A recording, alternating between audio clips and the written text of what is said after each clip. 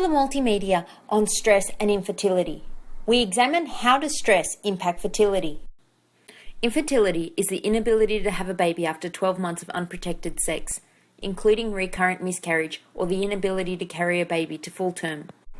Infertility impacts 10 to 15% of cases worldwide, with 25% due to an unknown cause.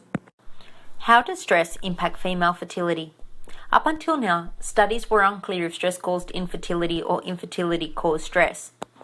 Lewis and colleagues analysed stress biomarkers during the fertility window of a woman's menstrual cycle, demonstrating stress significantly decreased the chances of conception.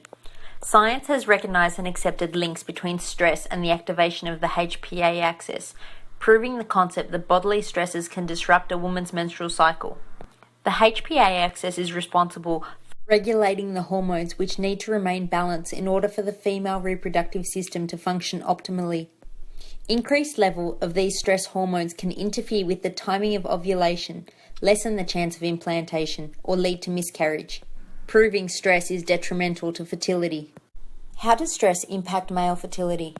Male infertility could be the cause for 40 to 60% of cases where couples are unable to conceive and is something that should be medically investigated. In the United States, studies show that stress causes males to experience sexual problems, erectile dysfunction, poor semen quality, and oxidative stress. The fleeting periods of impotence and sexual performance anxiety could possibly contribute to the reason for infertility. Studies demonstrate men who are solely to blame for their infertility feel as though they are less powerful in their lives and unable to meet their aspirations. Becoming a parent is a key social role in life, and the stress of not being able to achieve this can lead to infertility-related stress. Couples will often embark on the expensive road of medical treatments to achieve their desired outcome of a successful pregnancy. An unsuccessful result, however, leads to stress and depression, along with stigmatization for not being considered normal for having a baby.